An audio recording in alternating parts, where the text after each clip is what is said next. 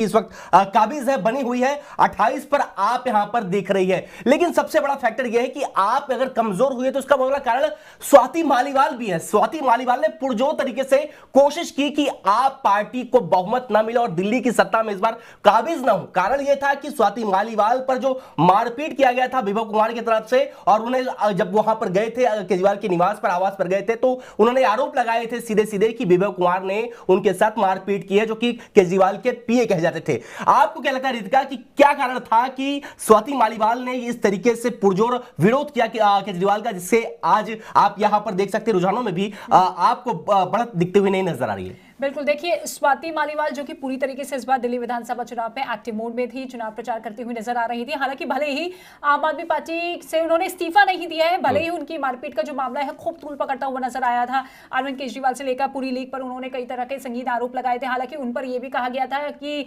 BJP के agent के तौर पर वो बीजेपी को फायदा पहुंचाने की कोशिश कर रही है लेकिन इस कैंपेन में।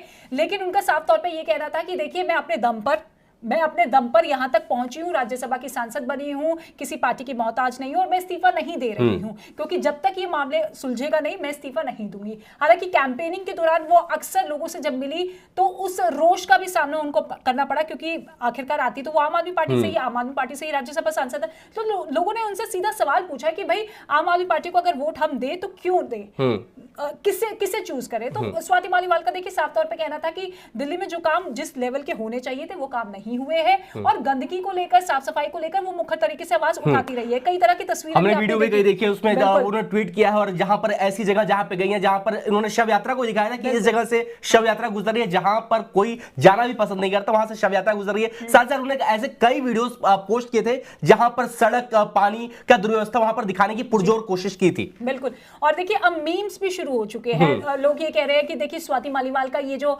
पूरा पैतरा था वो बीजेपी के लिए बेनिफिट कर गया, क्योंकि अब आम आदमी पार्टी के कई दिग्गज नेताओं की आप देखिए साख दांव पर लगी हुई है। सीट निकाल पाना बहुत मुश्किल हो रहा है, चाहे नई दिल्ली की बात कर लीजिए, आप कालका जी बात कर लीजिए। कालका जी में तो रमेश बिधूड़ी पूरी तरीके से लीड कर रहे हैं, हालांकि अरविंद केजरीवाल आगे पीछे जरूर हो रहे हैं। लेकिन आप खुद देखिए कि सूबे के मुख्यमंत्री जो कि 3 बार रहे, हालांकि अभी पूर्व मुख्यमंत्री आतिशी हैं, आतिशी की सीट फंसती हुई नजर आ रही है, अरविंद केजरीवाल की सीट फंसती हुई नजर आ रही है, और मनीष सिसोदिया जिन्होंने इस डर से अपनी सीट को बदल दिया था कि यहां से हार मिलेगी, लेकिन जंगपुरा से भी पीछे लड़ रहे हैं, पीछे चल रहे हैं जनपुरा से मनीष सिसोदिया पीछे चल रहे हैं अभी भी। अच्छा। और आप देखिए अवध ओझा भी पटवर्धन से पीछे चल रहे हैं। तो ऐसे में जितनी भी पहली पंक्ति के आम आदमी पार्टी के नेता है वो सभी अपनी सीट बचा पाने में जद्दोजहद कर रहे हैं, और ऐसे में सबसे बड़ा जो नेगेटिव पॉइंट आम आदमी पार्टी के खिलाफ रहा है वो है एंटी इनकम्बेंसी, और दूसरा जो फ्रीबीज का कल्चर उन्होंने शुरू किया उस कल्चर को अब जनता रिजेक्ट कर रही है। रिजेक्ट इसलिए क्योंकि कब तक आप फ्री की चीजें देते रहेंगे, रोजगार आप नहीं दे रहे हैं, आप लोगों की साफ सफाई की आपने भी रिपोर्टिंग की है, आपने भी देखा होगा कि साफ सफाई एक सबसे बड़ा मुद्दा रहा है।